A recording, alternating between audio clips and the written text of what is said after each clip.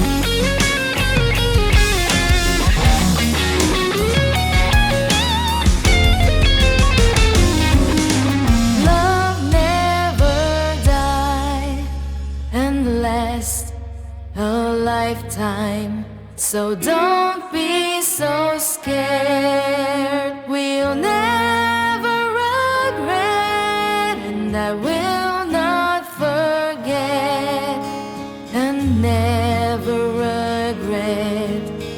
Embrace what is left with both of your hands. No, no, no, no.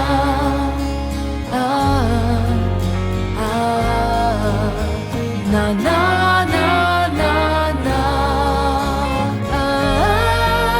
Hey, no, no, no, no.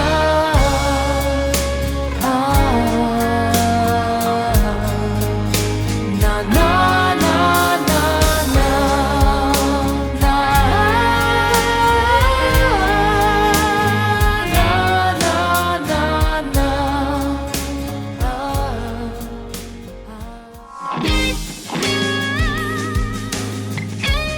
Let's now describe the Ampero II. We have 87 amps, including many famous and classic amps like Marshalls, Fenders, Voxes, etc. I would also mention that we can use a simulation of a wall head amp, but also of just the power amp section, which is a nice feature, especially if you want to pair the Ampero II with a valve preamp like the Revolt or the Victory V4. Furthermore, the unit includes 68 cabinets with 6 single mic simulations and 4 multi-mics sims, I mean combinations of mics.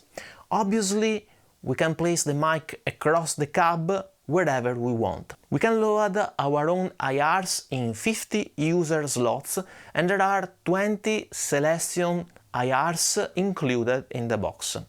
The IRs are at up to 2048 sample points. So here I would say that we have a pretty complete set of amps, cabs and relevant features, for instance with power amp sims, multi-mics, etc.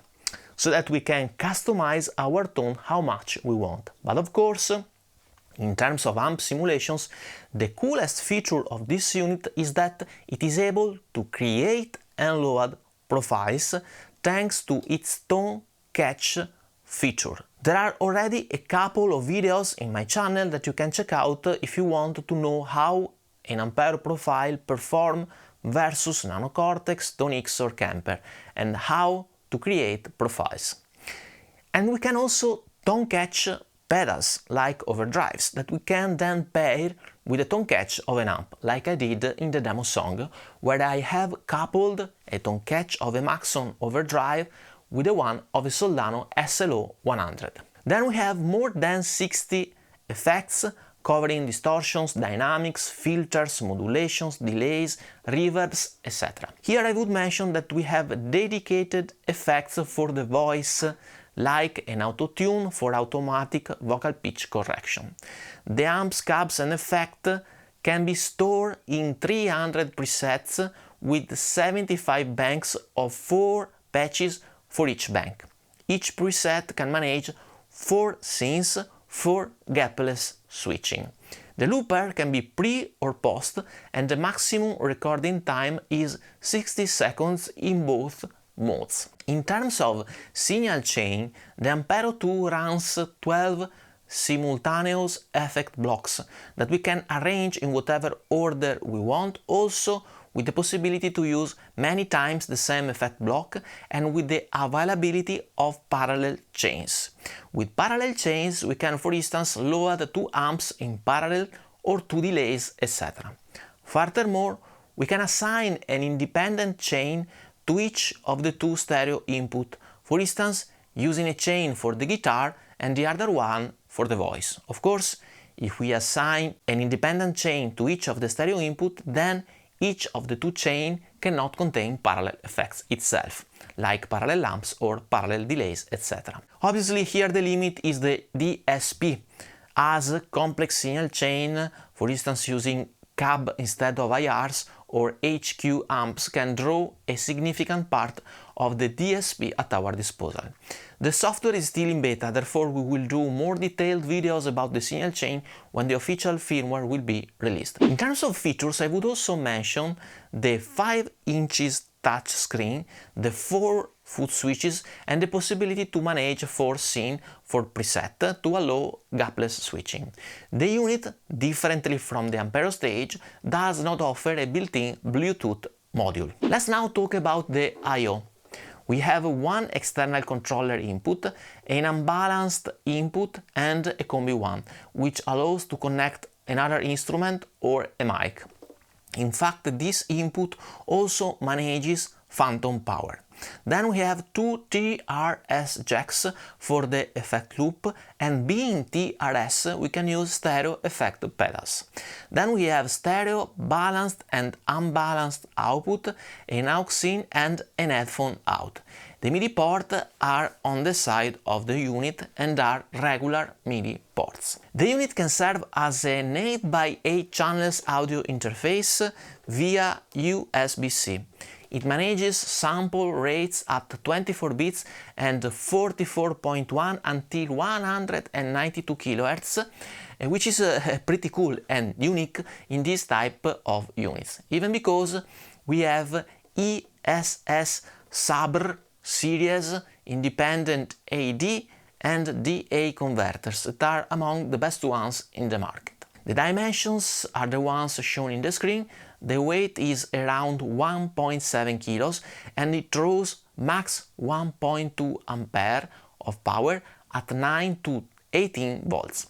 The price is 599, so for sure it is a step up compared to the original Ampero, but of course this unit offers much more. Lastly, a word about the latency. We will for sure make a dedicated video when the final firmware will be available, as I have been told by Hotone that the latency has been improved, therefore stay tuned. Let's now hear some more sounds, also comparing the units versus real tube amps and overdrive pedals. Welcome in the more sound section of this video. We will now share 5 tests. With the first one we will check out my tone catch of my SLO100 versus the real amp using the comping part extracted from the demo song, just to check out if we can hear any difference.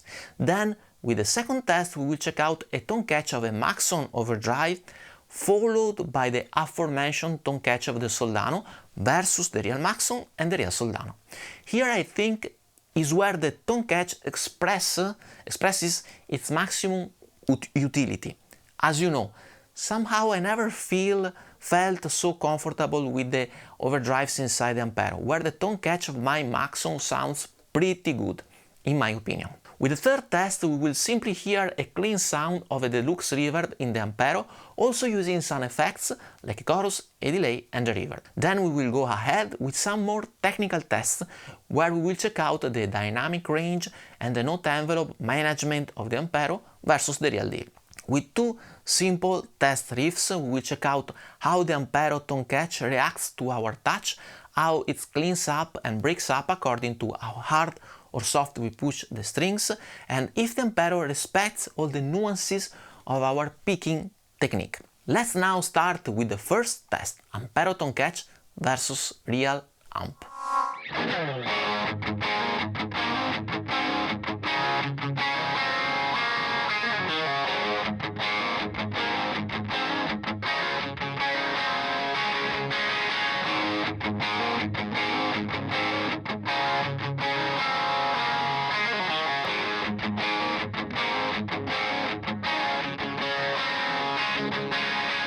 What do you think? I think they sound very closely, right? And now let's couple a tone catch of an overdrive pedal and the one of an amp to hear them against the real deal.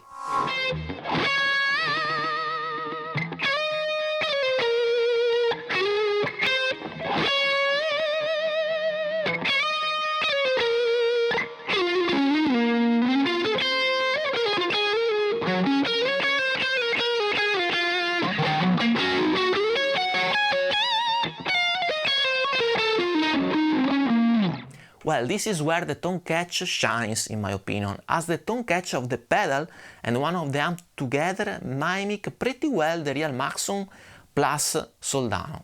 This is where we can get the biggest benefits from the tone catch technology of the Ampero, in my opinion, even because we can have boutique pedals that are typically not available in modelers like this. And now an easy test where we will be hearing an Ampero clean amp with some effects like a chorus, a ping pong delay and a plate reverb.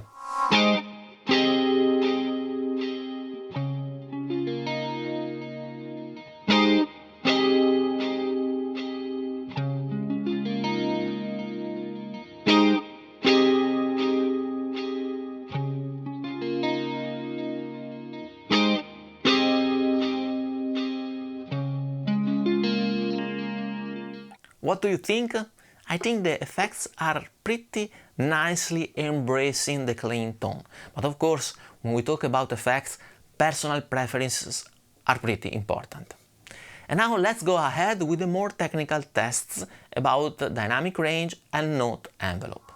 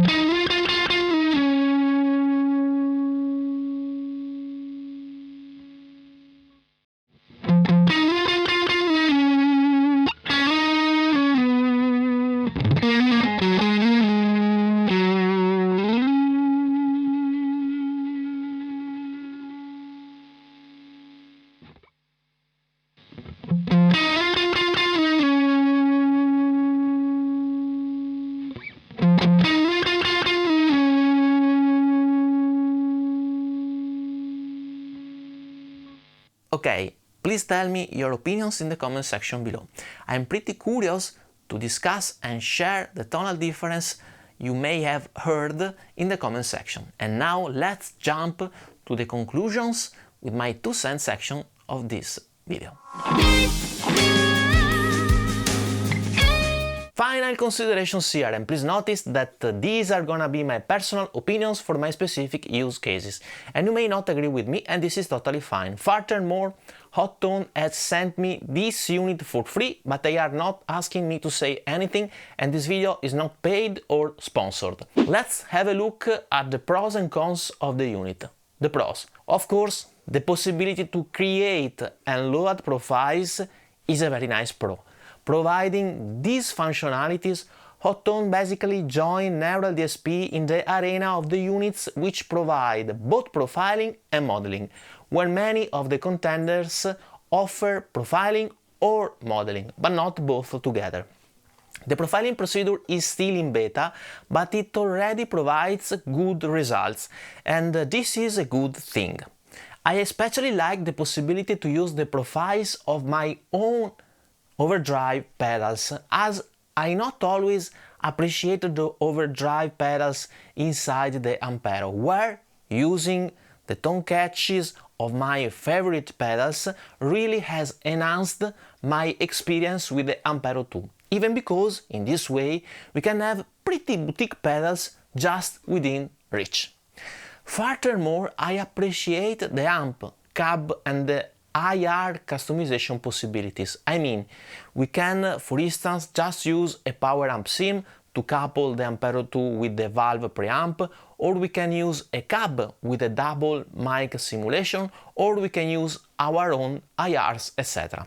I think that in this price range the customization options are pretty good, even because also the signal chain is pretty customizable in this price range. For instance, we can have a double amp, or we can load many instances of the same effect block, etc. Another pro I would mention is the audio interface. I mean, I don't remember which other units in this price range can reach 192 kHz with 8 USB channels offering ESS suburb converters. These are pretty good specs in order to record professional quality music. Then I would mention the XLR input that can drive a microphone, and also the effects included like the auto tune that are perfect, I would say, for a singer who is also a guitar player. Once more, in this price range these are pretty unique features. The next unit with similar capabilities is the Headrush Core, but the price is much higher at 750 discounted. In terms of cons, well, I don't have too much to mention here, but just few things. The first is the signal chain behavior, that it is, I would say, not always consistent. I mean, sometimes I'm able to load 2 tone catches, one of a pedal and one of an amp, and also a chorus delay and reverb. And sometimes with 2 tone catches I'm able to load only delay. So I think that when we load the tone catches we have to be careful with the selection of effects we use, trying not to overload the DSP power of the Ampero. Of course, the software is still in beta and therefore it can be improved with future firmware upgrades.